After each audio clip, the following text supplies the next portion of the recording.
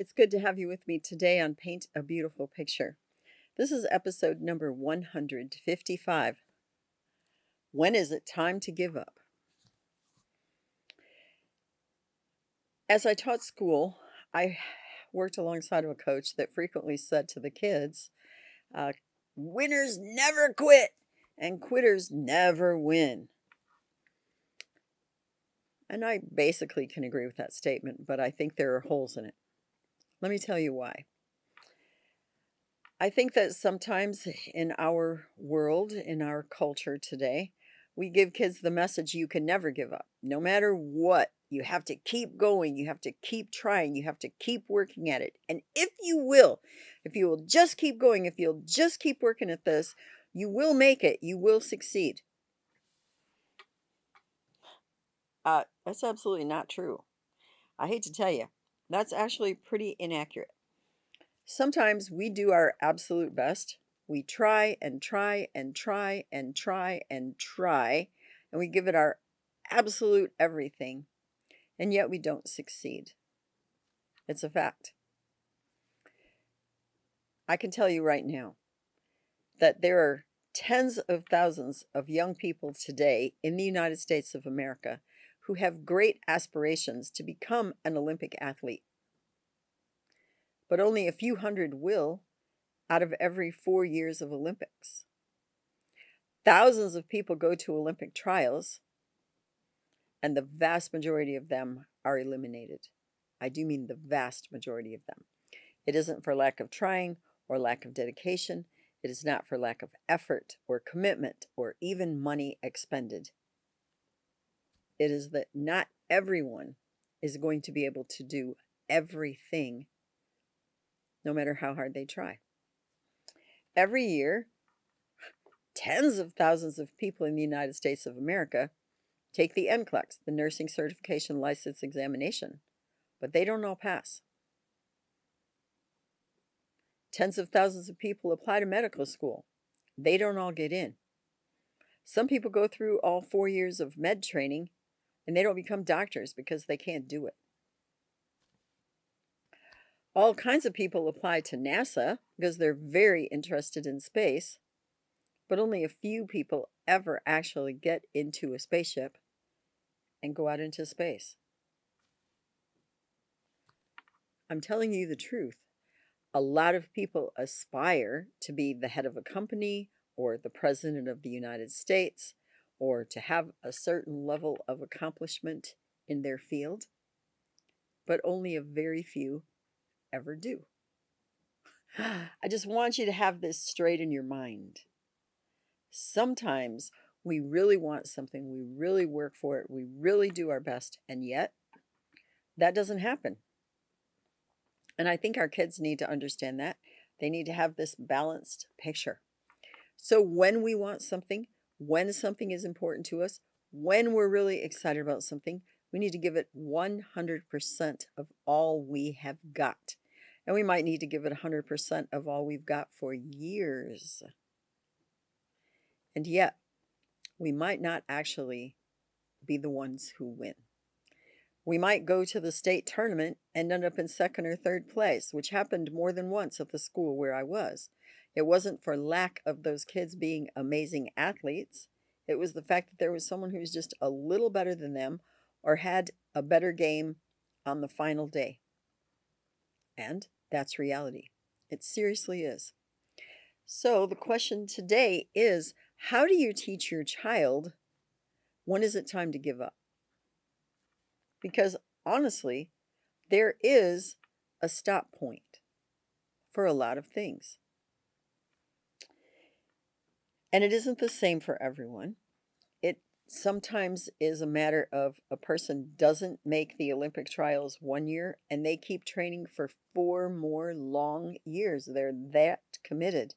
And oftentimes they make it, they succeed. It was worth the effort. But sometimes when a person hits 24, 26, 28 years old, they have to realistically say, okay, so I've been working for this for 16, 20 years, but apparently it's not going to work out. And I'm going to have to look in another direction for my life's purpose. It's time to give up. With your child, I'll talk about a couple of specific instances because I think they're very valid. With girls, we'll talk about dance. With any kids, we'll talk about gymnastics. With anybody, we'll talk about music. With girls or boys, we'll talk about sports. I guess I shouldn't be so limiting because some guys really do love dance. So, most of the things that kids will start because they're excited, and then it gets hard, or it's a lot harder than they thought. It's really a big, big challenge for them. It's challenging something in them. And then they have to go all the way to the core of their life about why they love it, why they were excited pursuing it in the beginning, because they're going to have to get a hold of that deep wellspring of purpose inside of themselves to keep on going through the tough days. You need to encourage your kid. If they agree to take piano, they've got to do it for a year. You're not going to take piano for 2 months and then quit. Like, it's so hard, and I hate doing scales, and I don't like playing all this Mickey Mouse kid stuff. Well, sometimes that's what it takes, and this is where you start. And you're going to take those steps, and you made a commitment, and you need to get your kids to make a commitment. You need to get them to make a commitment about how long they're going to be on that sports team. They're going to go through the entire season no matter what. I have a friend. Her daughter started 4 different sports in school from the time she was in 8th grade till she graduated, never completed any of them. And her mom let her quit every time. I told her mom, I warned her. I said, "You're very likely to be raising a quitter because you're letting her quit everything." And she's like, "Oh, I don't want it to be hard on her and I don't want her to hate me." Well, that person is a little older now, and she's definitely quit just about every job she's ever started and quit every relationship that's ever sort of gone somewhere. It hasn't helped that girl. You definitely have to teach a level of commitment and tenacity to your child. They can't just quit because it's hard or because it's challenging. They can't quit because they suddenly change their mind. They have to keep going, and you have to teach them that kind of perseverance and commitment. After they've done it a couple years, they're not really good at it, and they actually still kind of hate it, and they're just over it, like real over it, and they've developed a new passion. It's perfectly okay to quit. It's probably time to give up. If someone hates math, I mean hates it, and for whatever reason they get this wild idea that they're going to take trigonometry or they're going to take calculus in high school, and they start, and they're literally failing it, like failing it miserably in terms of the end of the first quarter or in the middle of the second quarter. You can actually look at your child and make that assessment and say, are you getting this at all? Because if they're genuinely not, it may be time to give up. It might be time to quit. They might need to withdraw from that class. If you have a child in college and hopefully you're still having open communication with them, you say to them, how are your classes? And they go, wow, mom, I just thought this was going to be so amazing, but it's not. You know, Dad, I was real excited about the idea of doing IT, but now that I'm in it, it's a whole lot of stuff I wasn't expecting. I don't know that I want to do this. I might want to be an engineer instead, or I might want to become a history teacher. I'm not sure this whole IT thing is working out. You need to sit down with your child and have a real good conversation with them about what's informing their thoughts or their emotional state in relationship to that. And maybe they really don't need to keep pursuing that exact same degree. Maybe they don't need to keep taking the kinds of classes they're taking.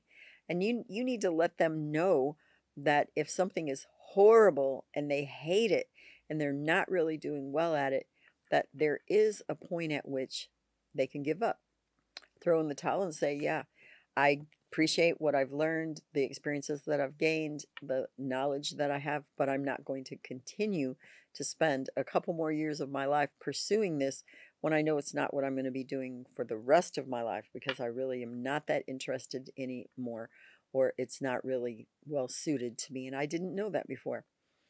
You need to understand that young adults especially need to have some help with this.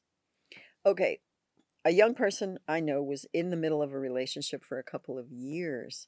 They really did have a great love for the person they were with, and they were getting pretty physical with each other, and they didn't intend to have a sexual relationship. And so one of the people in this couple broke it off. They said, pardon me, whew, they said, I really know how I want to live my life, and I know how I want this relationship to go, and it isn't going that way right now. So I'm going to give up. We're going to take a break. It doesn't mean I don't love you. It doesn't mean we won't get back together again. Right now, I'm giving up on this because it's not healthy. That was a very wise and a very brave decision on the part of that young person. About a year and a half later, they actually got together again, and they are now married to each other. I think that was a great decision. I really mean that. I think that was a very wise, healthy choice when that young person decided to give up on that relationship at that exact moment for the sake of what their life goals were and their own personal opinion about themselves and what was important to them. And I think actually they have a healthier relationship for that today, that they knew when to give up, when to let it go, and they were willing to pick it up again. It was a good decision later, but not at that exact moment in time. We need to help our kids know there is no shame in giving up. There really isn't. It's really okay to say, I thought this was a great idea. I thought this was something I wanted. I believed this was so important and vital to me.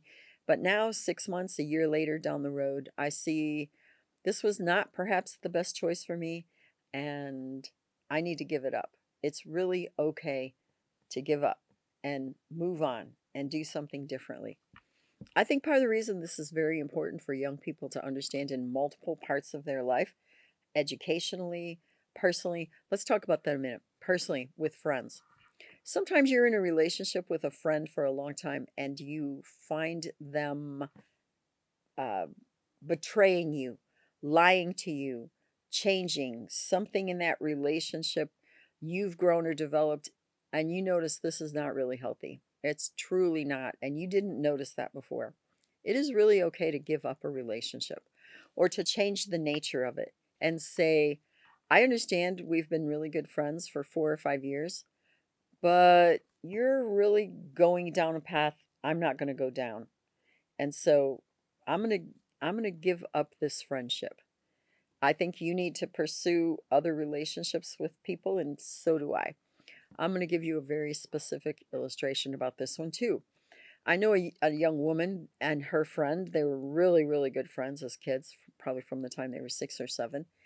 And when the one girl turned 14 years old, she suddenly started really getting into drugs and it's like major rock and roll. And it just really was not a good direction that girl was heading.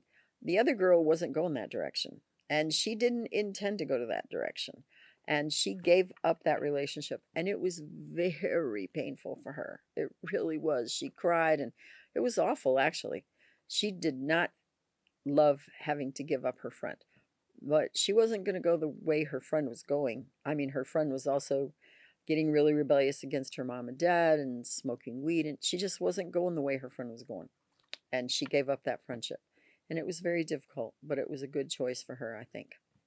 We need to let our kids understand there is a time to give up without shame, without fear, without somebody getting on your case like, what were you thinking? And I can't believe it. And it's hard enough to make up your mind to give something up and let it go that was meaningful to you without having other people that are significant in your world giving you a tough time about it. If your child comes to you, especially as an older teenager, as a young adult, and they talk about things that they feel like they need to give up on, you might need to really listen to that, respect that, and allow that to happen and support them in it. I am going to say this. If your child has been a quitter since they were a little kid, they do something and they want to quit. They do the next thing and they want to quit. They do the next thing and they want to quit. Sometimes you have to have enough courage to stand in their face and not let them quit. Say, no, you don't need to give up on this. There's so much about this that's worthwhile and valuable. I can't support you just walking away from it. So there is balance here. But what I want you to know is it is perfectly acceptable to teach a child that there is a place where it's okay to give up. My challenge questions for you today, and they are plural, is am I a quitter? Do I sometimes hang on so tightly I don't know when to give up? And can I help my child understand that there is a time to give up? I hope that this has been thought-provoking for you and somewhat challenging. I really want you to chew this one over a little while because I think that our culture is kind of out of balance in a quitter never wins and a winner never quits. And oh well, it's hard. It's you just don't like it anymore. Just toss it out. There's balance in there where we need to have a certain level of tenacity and a certain level of commitment. I think that's especially true when it comes to relationships with our mates. Oftentimes, the smallest things, people go, "Oh, we just grew apart." Well, that means you can grow together again. I think that people throw marriages away far too quickly. And then on the other hand, I've seen people where a person was really horribly abusive, but the other mate was so afraid to leave them, they stayed far too long, and they should have given up and left quite a while back, both for their own safety and for the safety of their children. I invite your comments, questions, and suggestions. I really look forward to hearing from you. It will be great to have you again with me soon on Paint a Beautiful Picture. You may find additional information on our paintabeautifulpicture.com website. Additionally, you may watch me on Rumble, and you may also listen to a podcast on Buzzsprout or Spreaker, all under the name Paint a Beautiful Picture. If you like this video, please give me a thumbs up. You may subscribe, and if you are interested in receiving notifications, please hit the notifications button.